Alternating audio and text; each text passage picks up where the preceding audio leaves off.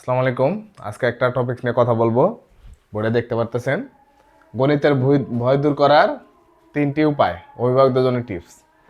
আমরা বাচ্চাদের গণিতের ভয় কিভাবে দূর করতে হবে এটা নিয়ে আজকে ডিসকাস করব। 3 নম্বর পয়েন্টটা খুবই গুরুত্বপূর্ণ। আশা করি ভিডিওটা শেষ পর্যন্ত দেখবেন। আমরা টপিকে চলে যাচ্ছি। আমাদের ম্যাক্সিমাম অভিভাবকদের সাথে আমি কথা বলছি যে তাদের বাচ্চারা গণিত পারে না। অন্যান্য সব সাবজেক্টে ভালো, কিন্তু গণিতে কেমন যেন 100 উঠাইতে পারে না। 80 নম্বর পায়, 70 নম্বর পায়। কারো হয়তো অবস্থা আরও বেশি খারাপ। গত বছর এসএসসিতে অনেক বেশি স্টুডেন্ট, সবচেয়ে বেশি স্টুডেন্ট এক সাবজেক্টে ফেল করছে, সবচেয়ে বেশি স্টুডেন্ট গণিতে। তো এটা আমরা দেখব যে আসলে বাচ্চা থেকে, ছোট বয়স থেকে যদি আমরা গণিতের ভয়টা দূর করতে না পারি, গণিতের ফাউন্ডেশনটা এমন একটা জিনিস যেটা যদি আমরা ছোট বয়সে দূর করতে না পারি, এইটা বড় হয়ে আসলেও ফাউন্ডেশনটা ঠিক করা পসিবল না। কারণ ক্লাস 3, 4, 5-এ যে জিনিসটা শেখা দরকার সেটা যদি সে না শেখে, এটা 8, 9-এ 10-এ উঠে এটা কোনোদিনও শেখা পসিবল না। হ্যাঁ, হয়তো অনেক অনেক হেল্প নিয়ে অনেক পরিশ্রম করে সে A+ পাবে, কিন্তু তার যে ফাউন্ডেশনটা ওটা যদি ঠিক না হয়, সে কিন্তু ভর্তি পরীক্ষায় যখন কঠিন প্রতিযোগিতামূলক পরীক্ষা হবে তখন কিন্তু সে ব্রিলিয়ান্টের চেয়ে অনেক পিছিয়ে পড়ে যাবে। শুধু রেজাল্ট দিয়ে তো তার ফিউচার হবে না। তো এখানে দেখেন, ইতিবাচক মানসিকতা তৈরি করুন। গণিতের সবচেয়ে এক্সপার্ট হওয়ার মেন উপায় হলো ইতিবাচক মানসিকতা তৈরি করতে হবে। যদি বাচ্চার মনে যদি কোনো ভয় থাকে, কোনো সংকোচ থাকে, কোনো দ্বিধা থাকে, তাহলে কিন্তু সে ম্যাথ নিয়ে চিন্তা করবে না। আর ম্যাথ জিনিসটা হলো অল অফ থিঙ্কিং। যত সে চিন্তা করবে তত তার ব্রেনে ডেভেলপমেন্ট হবে। এখন কেউ যদি তার চিন্তা করা বন্ধ করে দেয়, সে যদি বিশ্বাস করা শুরু করে যে আমি পারি না বা আমি পারবো না, তখন কিন্তু তার দ্বারা আসলেই পসিবল না। এখানে একটা কথা প্রবাদ আছে যে আপনি যদি ভাবেন আপনি পারেন, অথবা আপনি যদি ভাবেন আপনি পারেন না, দুইটাই সত্য। বা আপনি যদি ভাবেন আপনি পারবেন, আপনি যদি ভাবেন আপনি পারবেন না, দুইটাই কিন্তু সত্য। আমাদের জীবনে সবকিছু কিন্তু এরকম। তো বাচ্চা যদি চিন্তা করে যে সে পারবে, তাহলে সে পারবে। আর যদি চিন্তা করে সে পারবে না, সে পারবে না। এই যে যদি গার্জিয়ান এরকম বলে আমি অঙ্কে কাঁচা ছিলাম বা অঙ্ক খুব কঠিন বিষয়, এই কথাগুলো তো তাকে, এই নেগেটিভ কথাগুলো কিন্তু বাচ্চার সামনে বলা যাবে না যে অঙ্ক খুব কঠিন বিষয়। হ্যাঁ, বাচ্চা যতখানি পারে ততখানি তাকে বাহবা দিবেন, তাকে প্রশংসা করবেন, তাহলে সে পরবর্তী স্টেপের জন্য তার ব্রেনটা তৈরি হবে, সে কিন্তু ওটা উৎসাহ পাবে। ভয় দেখাবেন না। গণিতকে একটি কঠিন বাধা হিসেবে উপস্থাপনা না করে একে একটি মজার ধাঁধা বা গেম হিসেবে পরিচয় করে দিবেন।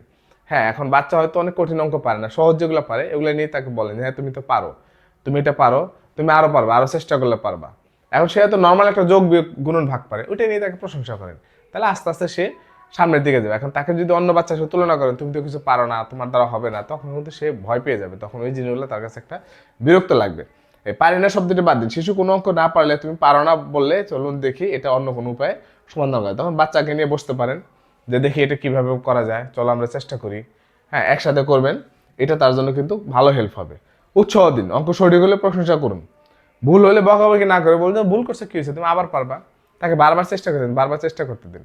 এখন অভিভাবকদের মধ্যে একটা হয়ে গেছে, অনেকে গাইড বই বাসায় কিনে রাখে, যে একটা অঙ্ক একবার ট্রাই করছে পারে না, সে একটা সমাধান করে দেয়, এটা গাইড বই দিয়ে দেয় বা একটা হেল্প করে। বা অনেকে আবার গুগল বা এর সাহায্য নেয়। না, এটা একদম অ্যাবসলিউটলি রং। কারণ হলো একটা বাচ্চা একটা অঙ্ক একবার না 2বার না 3বার না 4বার, এইভাবে 10বার 100বার ট্রাই করবে। যতবার ট্রাই করবে সে কিন্তু ততবার ভিন্ন ভিন্ন একটু ভিন্ন ভিন্ন হইতে ট্রাই করতে পারবে, তাহলে ভিন্ন ভিন্ন কনসেপ্ট তার কিন্তু ক্লিয়ার হবে। পরবর্তীতে এইটা যদি 10-20বার ট্রাই করার পরে যখন একটু কোথাও একটা হিন্টস পাবে, সে কিন্তু করতে পারবে। তখন এই অঙ্কটা তার কিন্তু অনেকদিন মনে থাকবে, ওই অঙ্ক রিলেটেড যে টপিকটা তার কিন্তু একদম ব্রেনে গেঁথে যাবে। তারপরে বাস্তব জীবনের সাথে গণিতের সংযোগ ঘটান। বইয়ের পাতার যে সংখ্যার সাথে বাস্তব জীবনের অঙ্কগুলা, যেমন আমরা খাতা কলম বা সামনে যেসব দ্রব্য সামগ্রী আছে এইসব নিয়ে কাউন্টিং করা শেখাইতে পারি। তারপরে কোনো মাপামাপি করা শেখাইতে পারি, গজ ইঞ্চি ফুট যে দৈর্ঘ্য প্রস্থের ব্যাপারগুলা আমরা ফিজিক্যাল গজ ফিতা দিয়ে এরকম সুন্দর করে তার ব্রেনে আইডিয়া দিতে পারি। না হলে কি হবে, বাচ্চা দেখা গেলো বড় হয়ে গেছে, সে 1 ফুট 1 ফিট 1 ইয়ার্ড 1 গজ 1 মিটার, এই জিনিসগুলা কিন্তু তার ভিতরে কনফিউশন তৈরি করবে। যেমন 1 মাইল সমান 1 কিলোমিটার, 1 মাইল সমান কত কিলোমিটার, এই জিনিসগুলো কিন্তু অনেক বড় হয়ে গেছে, তারপরেও পারে না যে মাইল এবং কিলোমিটার এই দুইটা দুইটা কেন। মাইল এবং কিলোমিটার, মাইল হইলে তো কিলোমিটার থাকলে তো মাইল আসছে কেন, মাইল কোথা থেকে আসছে, মাইলটা হলো ব্রিটিশ, কিলোমিটার হলো আমেরিকান।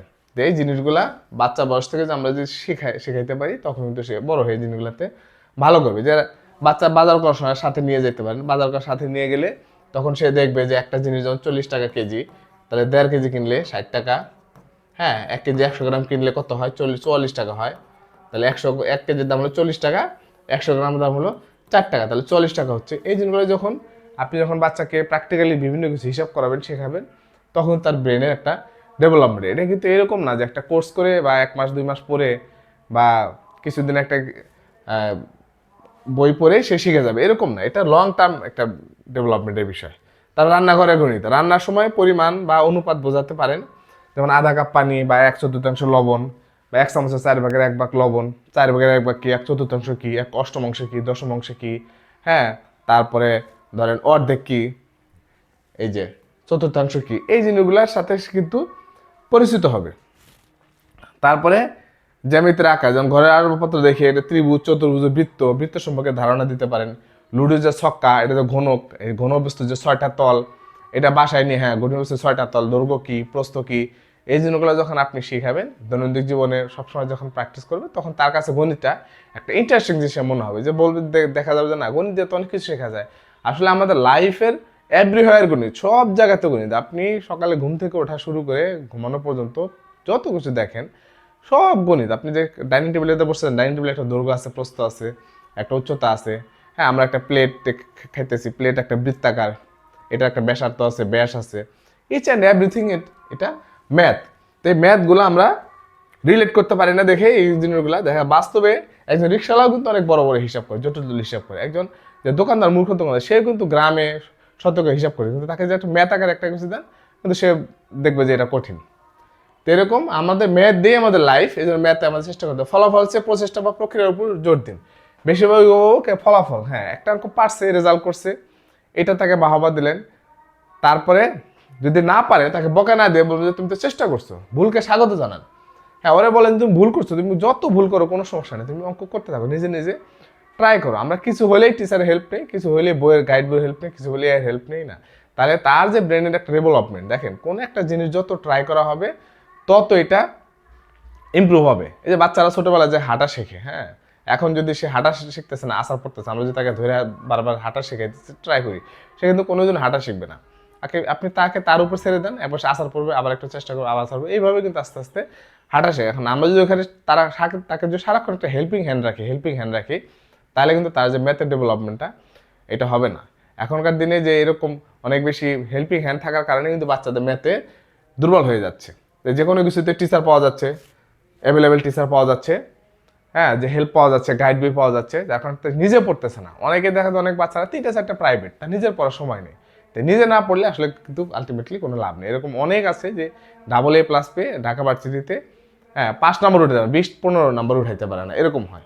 তাহলে ছোট ছোট লক্ষ্যে ভাগ করুন। একটা বড় যদি অঙ্ক থাকে, হ্যাঁ, তাকে পার্ট বাই পার্ট করতে দিন, এই পার্টটা কি, এই পার্টটা কি, এই পার্টটা কি, এই পার্টটা কি, একটু সহজভাবে সহজে তাকে চিন্তা করতে দিন। একদম সব কিছু তার সামনে কঠিন লাগলে তখন কিছু ভয় পেয়ে যাবে। মনে রাখবেন, গণিত কোনো জাদুর বিষয় নয়, এটি একটি দক্ষতা বা চর্চার মাধ্যমে অর্জন করা যায়। অভিভাবক হিসেবে আপনার ধৈর্য এবং হাসিমুখ সন্তানের গণিত ভীতি দূর করা সবচেয়ে বড় হাতিয়ার। দেখেন, চায়নাতে আমরা তো জানি যে চাইনিজরা হলো ওয়ার্ল্ডের মধ্যে গণিতে 1 নাম্বার। তারা যদি শোনে যে কোনো বাচ্চা গণিতে দুর্বল, তখন বলে না, সে গণিতে দুর্বল না, তার চেষ্টার কমতি আছে। তার মানে ওই দেশে মনে করা হয় যে কেউ গণিতে দুর্বল মানে সে চেষ্টা কম করতেছে। আমাদের দেশে কিন্তু উল্টা, বলে তোমার ব্রেন ভালো না। না, এটা ব্রেনের বিষয় না, অ্যাবসলিউটলি নট, এটা ব্রেনের বিষয় না। যারাই দেখবেন ম্যাথ ভালো পড়ে, ম্যাথ এক্সপার্ট, তারা বুঝবেন তারা অনেক বেশি চেষ্টা করে, অনেক বেশি সময় দেয়। আর আমরা ম্যাথে, কেউ একজন ম্যাথে দুর্বল, তার মানে ম্যাথে আমরা কম সময় দিই, কম চেষ্টা করি। অ্যাটলিস্ট কমপক্ষে দিনে 1 ঘন্টা সময় রাখবেন বাচ্চার জন্য, যে বাচ্চা যেন প্রতিদিন ম্যাথ প্র্যাকটিস করে। কারণ ম্যাথ হলো টোটাল স্টাডির, আমি বলি 90% বা 95%। ম্যাথ যখন তার সব ঠিক হয়ে যাবে, তখন তার সব সাবজেক্ট ঠিক হয়ে যাবে। এই জন্য অ্যাটলিস্ট কমপক্ষে, যার বেশি রাখতে পারে ভালো, কমপক্ষে 1 ঘন্টা সময় বাচ্চার ম্যাথের জন্য, গণিতের জন্য রাখবেন, ডেডিকেটেডলি রাখবেন, যে 1 ঘন্টা সে ম্যাথ নিয়ে ট্রাই করবে, পারুক না পারুক, কিন্তু 1 ঘন্টা সে প্রতিদিন ট্রাই করবে। এভাবে আপনি ট্রাই করে দেখেন না, যে বেসিক ফাউন্ডেশন যে বিষয়গুলা, আমার আর ভিডিও আছে, ওই ভিডিওতে দেখতে পারবেন যে ফাউন্ডেশন কোন জিনিসগুলো নিয়ে ফাউন্ডেশন হয়। তো ওই জিনিসগুলো প্রতিদিন অ্যাটলিস্ট 1 ঘন্টা করে ট্রাই করে দেখবেন যে আস্তে আস্তে যখন একটা জিনিস নিয়ে আমরা চিন্তা করি, তখন কিন্তু এটা কিন্তু আরও বিভিন্ন দিক খুলে যায়, বিভিন্ন চিন্তার দরজাটা খুলে যায়। তখন যেন একটা জিনিসটা যেন 1 ঘন্টা সে প্র্যাকটিস করবে, তখন কিন্তু সে আরও এটা নিয়ে আর চিন্তা করতে হবে, তার কাছে ভালো লাগবে। তা আপনার জন্য পরবর্তী পদক্ষেপ, আপনি কি চান শিশুদের জন্য উপযুক্ত কিছু মজার গণিত গেম বা অ্যাপের তালিকা তৈরি করে দেই, যা তার পড়াশোনার পাশাপাশি খেলতে পারে? এখন যদি কোনো অ্যাপ লাগে বা কোনো লাগে, এটা আমরা পরবর্তী কোনো ভিডিওতে দেখবো, বা কোনো গেম, এটা আপনারা যদি চান তাহলে কমেন্ট করবেন, কমেন্টে জানালে আমরা এটা দিয়ে দেবো। তো ভিডিওটা ভালো থাকলে অবশ্যই সাবস্ক্রাইব করবেন, লাইক দিবেন, কমেন্ট করবেন, আমাদের পাশে থাকবেন। থ্যাংক ইউ, আসসালামু আলাইকুম।